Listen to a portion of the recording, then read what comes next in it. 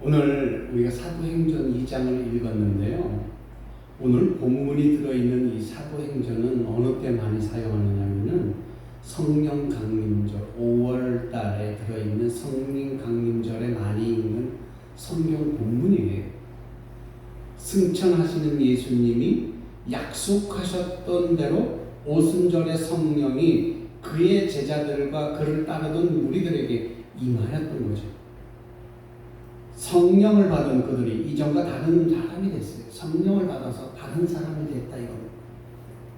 예수님 때문에 숨어 지내던 사람이 예루살렘 거리로 나와서 예수님을 공개적으로 전하는 그러한 놀라운 일들이 일어나게 되는 거죠.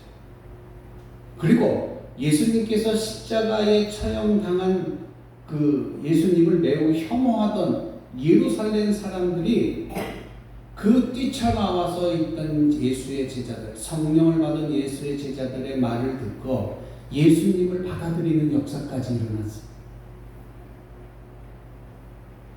바로 이 사람들이 모여서 최초로 그리스도의 공동체, 쉽게 얘기해서 교회가 생겨나게 되는 겁니다. 아직 이 세상 어디에도 그리스도의 교회가 세워지지 않은 곳이 있어요. 그곳에서 예수님을 믿는다고 배척을 받거나 따돌림 받거나 아니면 심지어는 죽임까지 당하는 일들이 있다라는 거죠. 예수님이 처형되었던 바로 그곳에서 예수님을 처형하는 일에 적극 가담하였던 사람, 예루살렘 사람들에 의해서 최초의 교회가 세워지는 역사가 일어났던 거예요. 할렐루야. 이게 얼마나 놀라운 일입니까? 그렇잖아요. 오늘 읽은 본문은 그러한 역사적 배경을 갖고 있었어요.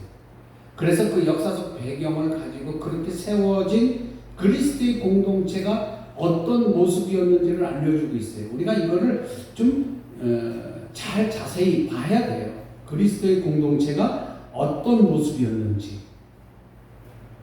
2000년이 넘도록 기독교 역사가 내려오면서 이 땅에 세워진 모든 그리스도의 교회들은요, 가장 이상적인 모습을 이 바로 본문에서 전해지는 최초의 예루살렘 교회에서 찾으려고 해요. 그래서 교회 이름들 중에 보면은 초대교회라고 하는 이름들이 굉장히 많아요. 제가 사역했던 정읍에서 사역했던 교회도 초대교회였었어요. 42절. 이 예루살렘의 공동체 특징적인 모습을 아주 간략하게 이렇게 묘사하고 있어요.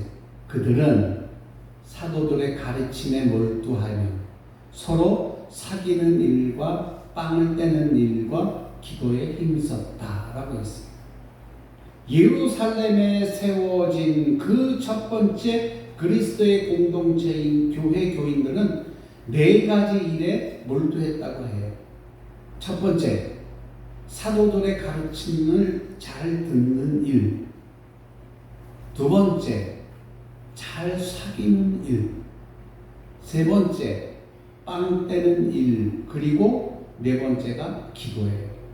그러니까 그 첫 번째 그리스도 공동체 안에서 4가지는 꼭 있다고 합니다. 가장 열심적으로 했던 게 첫 번째는 사도들의 가르침을 듣는 일. 지금으로 바꿔서 얘기하면 목사님의 말씀, 하나님의 말씀을 배워나는 목사님의 말씀을 잘 듣는 일. 그리고 서로 사귀는 일. 서로 싸우지 않고 반목하지 않고 사귀는 일. 그리고 세 번째, 빵을 떼는 일. 그리고 마지막이 기도예요. 그 가운데 사도들의 가르침을 듣는 일과 기도에 대해서는 이 자리에서 따로 말씀드리지 않을게요. 이거는 중요한 일이니까 여러분들 잘 알고 있으리라 생각합니다. 빵을 떼는 일. 자, 그렇다면 빵을 떼는 일에 대해서 말씀을 드릴게요. 빵을 떼는 일 하면 우리는 제일 먼저 무엇을 생각하고 무엇을 떠올리냐면 성만찬이라고 하는 것을 떠올리게 됩니다. 오늘날 우리에게 있어서 성만찬은 뭐냐면은 그리스도의 사건을 기념하는 의미가 강조되어 있는 예식이에요. 식사로서의 기능은 이미 상실했다. 그래서 우리가 성만찬 할 때 이게 식사 대용이다라고 생각을 하잖아요.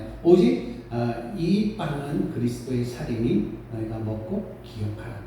그리고 포도주를 나누면서 이 포도주는 그리스도의 피니 먹고 마실 때마다 늘 기억하라. 이렇게 해서 그 신학적인 면 그리고 성만찬 하나의 예식으로 의미가 갖고 있지만, 그렇지만 오늘 말씀드리는 이 빵 떼는 일은 이 당시에는 식사의 기능과 함께 있었다라는 거예요. 당시 예루살렘 교회의 교인들도 지금 우리가 하는 이 성만찬의 의미를 그대로 갖고 있었을까? 아니에요. 그들에게 있어서, 그때 예루살렘 교회의 성도들에게 있어서 빵 떼는 일은 식사였어요.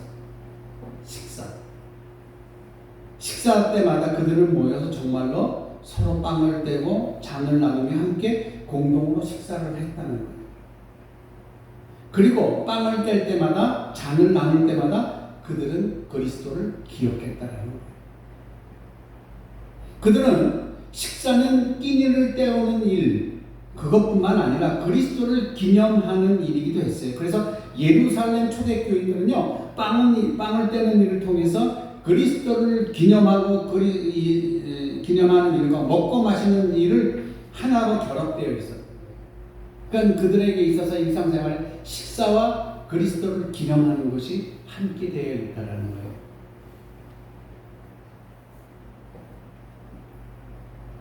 우리는 요즘 밥을 먹을 때, 식사를 하실 때 식사 기도를 해요.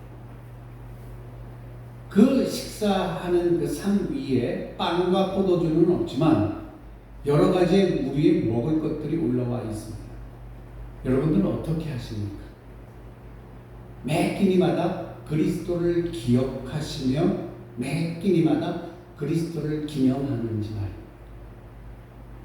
이게 우리 신앙에서 얼마나 중요한 일인지 우리가 깨달아야 돼요.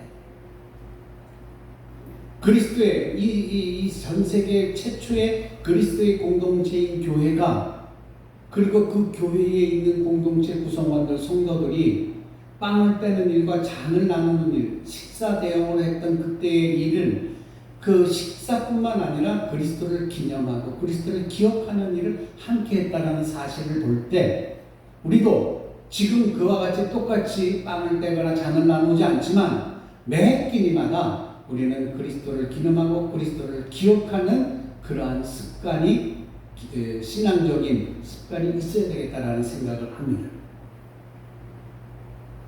그리고 이 빵 떼는 일은 이 공동체 안에서 분배의 기능을 갖고 있어요. 왜냐하면 내가 나의 먹을 것을 마련할 수 없는 가난한 사람도 있을 거예요. 그렇죠? 그들에게 빵을 나누어 줬어요. 그러니까 성도들이 다 와서 빵을 다 가져오면은 거기서 나누는 거예요. 얼마나 아름다운 모습이에요. 지금 우리도 그래요. 누가 우리 집에 왔는데 제일 먼저 물어보는 게 뭐예요? 특히 이제 식사 때를 좀 넘어서 왔으면 뭐 점심 식사했어요? 하고 물어보고, 안 했어요? 그러면 뭐 어떻게 해요? 내가 막 차려줄게. 시골 인심이 그래요. 그쵸? 시골 인심이 그래요. 안 먹으면은 먹이고 싶어요. 그런 거 보면은 우리 교회 성도님들, 제가 이렇게 가끔 이렇게 가면은 뭐 드릴까요? 이 서로 나누자고 하는 일이잖아요.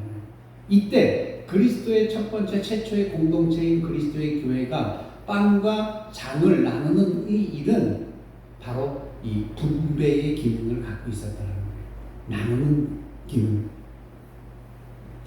오늘 우리는 예루살렘의 첫 번째 그리스도인들이 열심을 다했던 이 네 가지 일 가운데 두 번째로 서로 사귀는 일에 대해서 우리의 관심을 집중해 봤으면 좋겠어요. 서로 사귀는 일.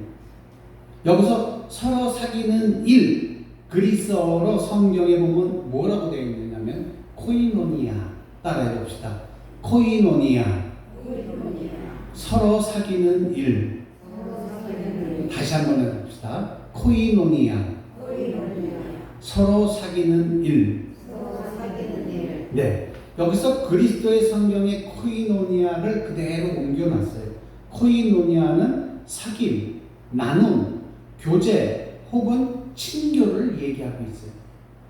이것은 캐리그마, 즉 선포한다, 선교한다, 이런 개념과 또 디아코니아, 봉사 혹은 구제와 함께 교회에서 감당해야 하는 가장 본질적인 세 가지 직무로 우리는 알아야 돼요. 교회의 가장 본질적인 직무, 세 가지 직무 뭐가 있느냐면은 캐리그마, 제일 먼저죠. 선교 또는 선포, 이거 캐리그마. 그 다음에 디아코니아, 봉사, 구제.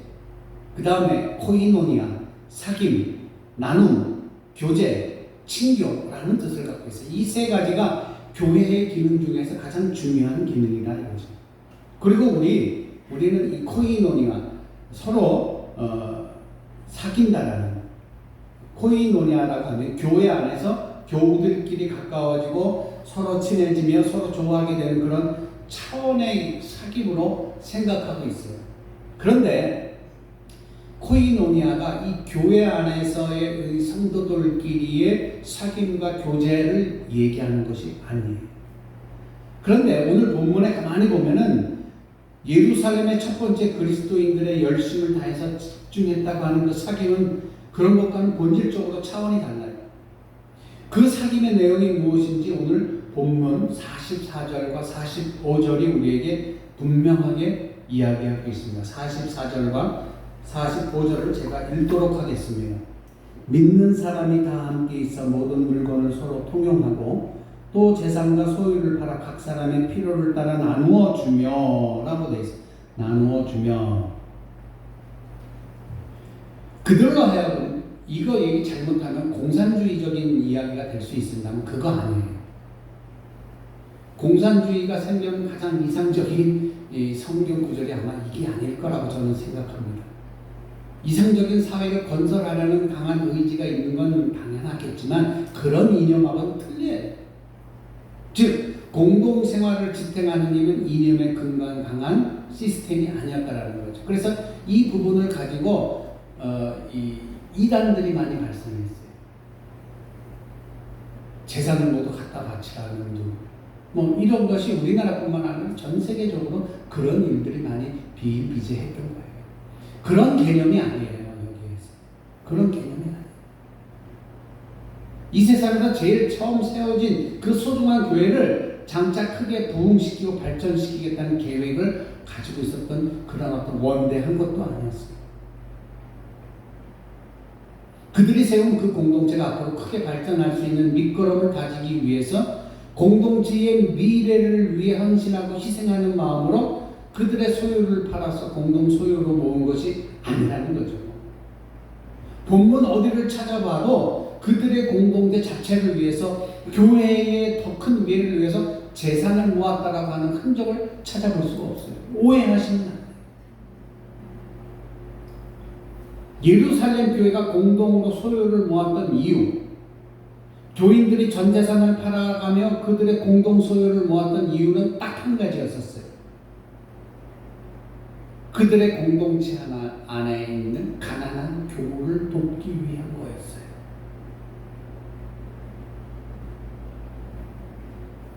오해하면 안 돼요. 이거 오해하면 이단으로 넘어가기 쉬워요. 믿는 사람은 모두 함께 지내며, 자 44절, 믿는 사람이 다 함께 있어 모든 물건을 서로 통용하고. 이 모든 사람 중에는 부자도 있을 거죠. 그죠? 많이 가진 사람도 있을 거고 못 가진 사람도 있을 거예요. 예수 그리스도를 사랑하는데 나와서 서로 빵을 나누며 잔을 나누는 일에 동참하지 못하는 가난한 사람들이 있어요. 그들에게 함께 나눠주고 함께 먹기 위해서예요. 그리고 이 같이 모았던 이 재산, 공동체적인 재산은 이 가난한 교우를 돕기 위해서 했다라는 것, 첫 번째. 그것밖에 없어요. 이게 가장 중요한 거예요. 어려운 처지에 있는 형제 자매들의 생활 능력을 나눠주기 위함이었다라는 거예요. 그런데 요즘 이단들이나 잘못된 공산주의를 보면 뭐예요? 권력층이 다 가지고 있잖아요. 그렇죠? 네? 권력층이 다 가지고 있어요. 우리의 이웃인, 우리의 같은 핏줄을 나눈 북녘 땅에 있는 우리의 서민들 한번 보세요. 그들이 살고 있는 거예요. 아직도 굶어 죽는 사람이 있다고. 그러니까 다 권력층이 가진 거예요. 이단들은 안 그래요. 그들은 자기 재산 불리기에 여념이 없어요. 믿는 사람은 함께 지내며 모든 것을 공동으로 소유하였다. 그들은 재산과 소유물을 팔아서 모든 사람에게 필요한 대로 나눠 주었다. 44절과 45절에 나오는 거예요. 이 구조를 토대로 예루살렘 교회가 원시 공산주의 사회였다고 주장한다면 이 본문이 진정으로 말하는 말을 놓치게 되는 거예요. 깜빡 잘못하면 글자 그대로 그냥 해석을 해버리면 공산주의가 되는 거예요. 근데 그게 아니에요. 그걸 모르는 사람이죠. 주님이 하신 그 일을 모르는 거죠. 이 공동체가 하고 있던 일을 모르는 거죠. 그들은 그리스도에 대한 같은 믿음을 가지고 있는 신자들 가운데에 어려움이나 고통 중에 그냥 버려두지 않을 정도로 서로 극진하게 도왔다는 거예요. 사랑하였다는 거예요. 믿음의 형제 또는 자매 가운데 한 사람이라도 가난한 처지에 빠지게 되면은 여유 있는 사람들이 그 약한 형제를 돕기에 자기 소유를 얼마를 팔 준비가 되어 있다는 뜻으로 읽어야 돼요. 자, 성경에 중요한 부분이 하나 있어요. 여러분, 포도나무의 포도를 다 따지 않죠. 성경에 보면 남겨놔요. 그리고 추수하고 이삭들 얼마를 남겨놨죠.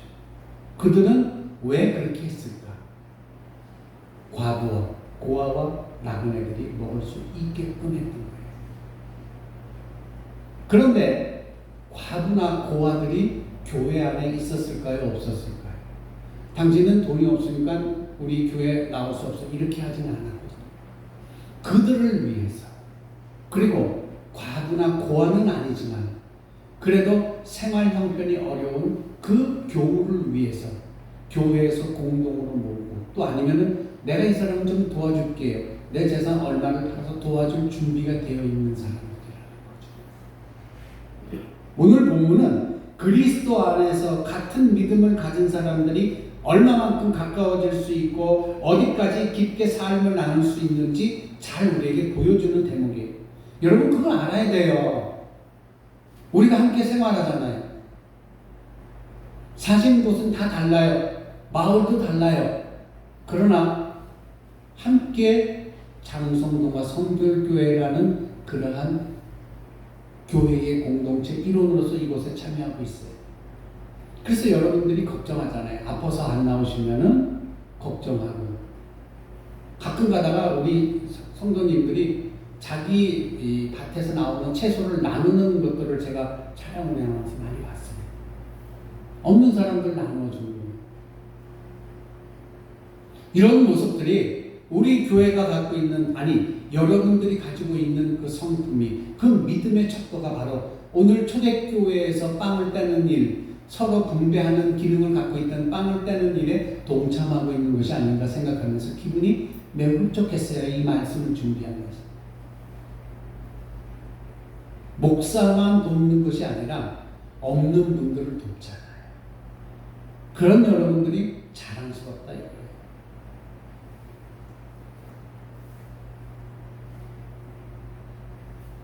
코이노니아, 즉 신앙 안에서 사귐이란 바로 이런 것이고요. 예루살렘 교회를 코이노니아, 즉 그리스도 신앙 안에서 사귐을 통하여 이루어낸 연대는 혈육, 국가, 신분, 사회 이념 혹은 정치 이념 등과 같은 그런 것들보다 훨씬 강한 것이었어요. 우리에게 불가능처럼 보이는 그 예루살렘 교회의 공동체의 모습은 같은 믿음을 가진 사람을 소중하게 아끼는 그런 모습이었다라는 거예요.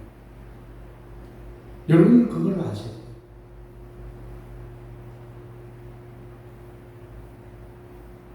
재밌는 얘기 하나 해드릴게요. 독일 출신의 유명한 철학자가 있는데 그는 그 철학자는 인간 사회생활에 대하여 설명하기 위해 우화를 하나, 재밌는 이야기를 하나 얘기해 줬어요. 그 고슴도치 이야기예요. 고슴도치가 내용은 이래요. 몹시 추운 어느 겨울날 고슴도치 2마리가 있었는데 너무 추우니까 몸을 부딪히고 이렇게 붙이고 있었어요. 그런데 아무리 고슴도치가 화났을 때 탁 털을 세우면 가시가 되잖아요. 그렇지 않고 서로 가시를 접고 있어도 그 살이 그 가시가 몸에 닿았다는 거예요. 불편했죠. 불편했어요. 가시를 피해 떨어지면은 금방 서로의 체온을 느끼지 못해 추위를 느꼈던 거예요. 사회생활의 인간의 모습은 바로 이런 것 같아요. 혼자 있으면 외롭고 괴로워요. 여러분 그거 아셔야 돼요. 제가 제일 걱정하는 거는 지금 우리 어르신들 중에서도 혼자 계신 분들, 제 아내가 제일 걱정하는 게 그거예요. 혼자 계신 분들, 가족 없이 자녀분들 다 도의지로 다 떠나고 그냥 이 시골집에 혼자 남아 계신 그분들 제일 걱정해요.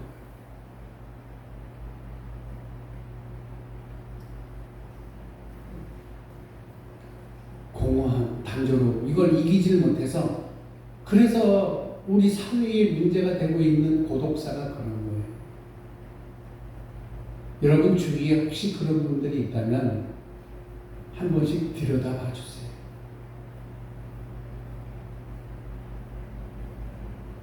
인간은 사회생활을 해야 하는 존재지만 또한 자신을 지키기 위해서 다른 사람과 일정한 거리를 유지해야 된다는 거죠. 그러니까 오늘 본문도 사실은 허물 많은 인간이 함께하는 일에 대해서 얘기하고 있는 거예요. 허물 많은 인간에 대한 이야기, 가난을 얘기하는 게 아니에요. 이 이야기는 이 독일의 철학자가 얘기했던 고슴도치 이야기가 아니에요. 고슴도치 이야기는 각자가 지니고 있는 성격과 각자에게 있는 결함들이 서로 찌르는 가시가 되었던 그걸 얘기하는 거예요. 서로 가까이 다가갈수록 서로 결함들이 자기가 갖고 있는 잘못된 것들이 서로 아픔이 돼요. 서로 가까이 다가갈수록 만드는 어떤 역겨움이라는 게 있어요. 결국은 거리를 둘 수밖에 없는 거예요. 거리를 두자니 외로워지고 힘들어지고. 그러나 오늘 본문에 나오는 예루살렘 공동체는요, 서로 같은 믿음 안에서 서로 함께 지내고 함께 공유하고 상대방에게 꼭 경제적인 것만 이해하라고 하지 마시고요. 상대방에게 꼭 필요한 것이 있다면 자기에게 가장 소중한 것을 내어놓으면서까지 도와주었더라는 거예요. 함께 나누려고 했던 거예요. 이게 어떤 경제적인 도움만 생각하시면 절대 안 돼요. 이 두 이야기의 가장 중요한 차이점이 뭔지 아세요? 고슴도치 이야기는요, 인간 모두 서로 절대로 극복할 수 없는 차이점을 가지고 있다는 걸 강조해요.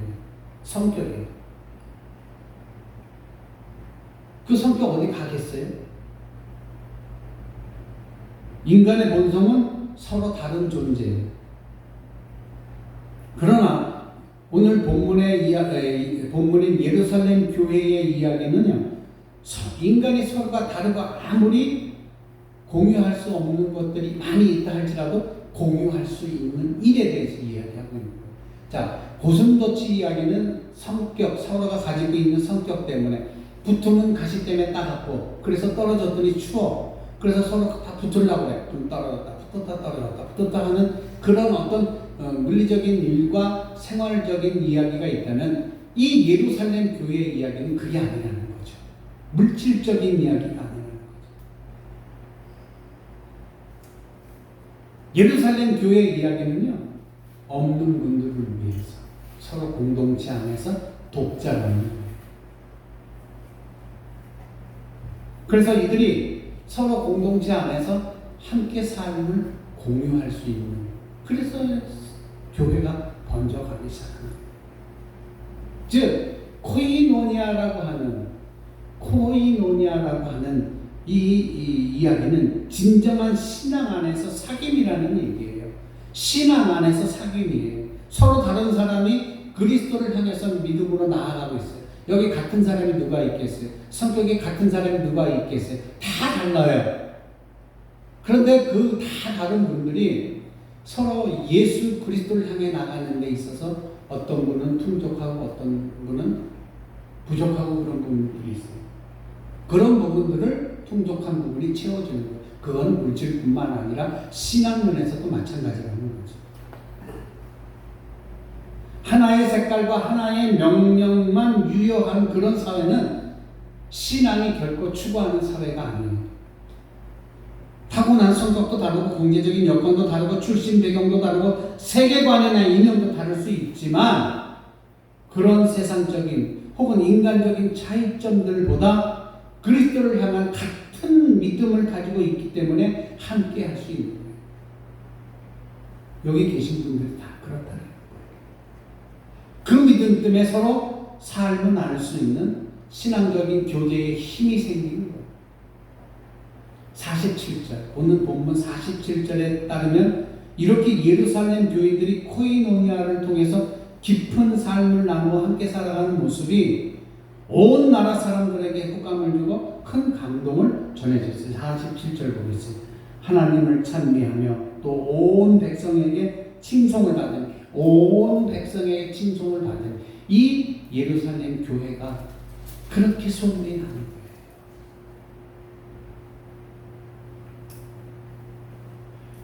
그래서 구원받은 사람들이 어떻게 돼요? 날마다 늘어가는 거예요. 내가 가진 것이 많아서 이걸 어떻게 나눌 방법을 몰랐어. 그럼 나도 예수를 믿어야 해. 그 교회에 가서 신앙생활을 시작하고 또 없는 분은 없는 분대로 내가 없지만 그래도 예수라는 분이 참 좋아서 내가 가야겠다 해서 신앙생활을 시작한 분이 있어요. 신앙생활을 시작하다 보니 오늘 코이노니아 빵 떼는 일에 참여할 수밖에 없었고 그때 함께 나눌 수 있는 그런 형편이 못 되는 사람들에게 조금 많이 가진 사람들이 빵을 떼는 일을 가지고 분배를 하며 모자란 분들에게 나눠줄 수 있는 여유가 생기는 거예요. 이게 코이노니아예요. 여러분, 어마어마한 교회 건물 속에서 생동하는 신앙의 흔적, 우리에게 희망을 갖게 하는 어떤 기독교 신앙의 생명력을 과연 얼마나 느낄 수 있을까 한번 생각해봐요. 오늘 본문에서 전해주는 예루살렘 교회는요, 이 땅 위에 아무런 유적도 남겨놓지 않았어요. 그리고 그 공동체는 그리 유대인들의 심한 박해 때문에 곧 깨어져 버리고 말아요. 하지만 기독교 역사 속에 남긴 믿음의 가치가 있어요. 너무너무 커서 지금까지도 이 땅의 모든 교회들이 큰 빛이 되고 있어요. 또 하나 예를 들게요. 로마에 있는 지하무덤 교회입니다. 로마의 그리스도인들은 제국의 박해를 피해서 도시 밖에 있는 공동묘지로 사용되고 있는 지하 토굴 속에 있어요. 그곳에 굴을 파고 들어가서 예배를 드렸어요. 그게 유적지로 남아서요. 이 선교 여행을 하고 그러면 꼭 거기에 들어가 둘러보는 한 코스가 됐어요. 그 무덤 속에 있는 교회, 거기에는 유골도 있을 테잖아요. 들어가면 음산하고 어두워요. 좁고 불편하고 혐오스럽고 또는 소름 끼치는 장소였지만 그곳으로 많은 사람들이 모여들었다는 거죠. 그곳에 모인 사람들은 아늑하고 편한 장소를 찾아온 사람들이 아니었어요. 비록 모든 사람들이 꺼려하고 가기를 꺼려하는 그러한 지하 무덤이었지만 그곳에서 복음에 대한 살아있는 증언들이 많이 나오게 됐어요. 또한 믿음으로 삶의 깊은 의미와 소중한 희망을 함께 나누고 가꾸어 나가는 코이노니아가 살아있는 그런 공동체였어요. 그래서 오늘 나오는 이 본문의 이야기가 우리 교회가 이 땅에 참된 그리스도의 교회로 바로 서며 그리고 우리 교회의 미래를 위해 우리가 얼마나 잘 간직해야 할 중요한 것이 무엇인지를 분명하게 일깨워주고 있다는 거예요. 바로 여기서 저와 여러분이 교회를 향한 하나의 꿈을 찾을 수 있기를 바랍니다. 우리 모두가 한 믿음 안에서 정말 깊고 진실한 사귐을 나누었으면 좋겠어요. 성격이 다른데 어떡하세요? 다툼이 좀 있겠죠. 주님을 바라보면서 그 다툼을 멈추시기를 바랍니다. 그가 좀 잘못하면 어때요? 내가 잘하면 내가 도와주면 되잖아요. 그가 실수하면 어때요? 나도 실수할 때가 있거든요. 그가 마음에 안 든다고 배척하면 나도 나를 마음에 안 들어 하는 사람도 있다는 사실을 알아요. 그런 것들을 모두 버리고 그리스도의 최초의 교회, 예루살렘 교회, 그들이 행했던 이 코이노니 사귐, 이 사귐 가운데 서로 소중한 사랑을 함께 나눴으면 좋겠어요. 그래서 저는 여러분들이 어떤 분이 좀 편찮을 때가 나오면 어이구 나오셨어요, 지금 괜찮아요? 한번 물어보고 위로의 말을 하나하나 건네실 때마다, 그런 모습을 볼 때마다 기분이 푸근해집니다. 가슴이 푸근해지고 따뜻해집니다. 그리고 그가 조금 못 먹는 것 같다 그러면 여러분이 사주시는 것에서 조금 나눌 수는 있잖아요. 특히 혼자 사시고 몸이 불편한 분들을 위해서 그렇게 조금씩 나눠줄 수 있는 여유 있는 여러분들이 되셨으면 좋겠어요. 나 먹을 것도 없는데 라고 하는 생각 갖지 마시고, 나는 그래도 내 집에 내 자녀가 살고 내 손주가 살고 그렇잖아요. 그러나 단둘이 혼자 사시는 분들이 얼마나 많아요.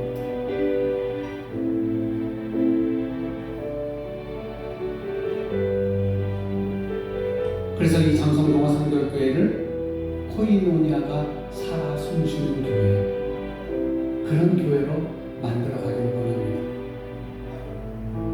그래서 세상으로부터 호감을 얻고, 그래서 이 예루살렘 교회가 부흥했던 것처럼 우리 교회가 다가오는 20년, 30년, 40년, 100년을 향해서 갈 수 있는 그런 교회가 되길 바랍니다. 우리가 전도 많이 한다고 지금 도시에 있는 큰 교회들을 목사님이라고 얘기하다 보면 전도 안 된대요. 여러분, 초대교회로 다시 돌아갑시다. 여러분들께서 서로 사귐을 통하여, 우리 성도들께서 사귐을 통하여 없는 분들을 위해서 내가 가지고 좀 남았던 것들을 나누어 줄 수 있고, 그 나눔이 교회 밖에 있는 사람들을 향하여 나눠줄 수 있는 여유까지도 있고, 그래서 이것이 세상에 소문이 나서 우리 교회에 한 사람 두 사람 채워줄 수 있는 그런 바탕이 될 수 있는, 그렇게 해주시는 여러분이 되시길 간절히 주님의 이름으로 축원합니다. 자, 우리 이렇게 기도할게요. 나누어주고 사랑할 수 있는 내가 되게 해주세요. 그리스도인이 되게 해주세요. 따라해 봅시다. 나누어주며 보듬어줄 수 있는 그리스도인이 되게 해주세요. 다 같이 눈 감고 고개 숙이시겠습니다. 눈 감고 고개 숙이시고, 나누어주고 보듬어주는 그리스도인이 되게 해주세요. 이 한마디만 우리 기도하도록 하겠습니다. 다 같이 1분 동안 묵상으로 기도합니다. 기도하시겠습니다. 사랑하는 하나님, 세상이 각박하고 세상이 너무나도 힘든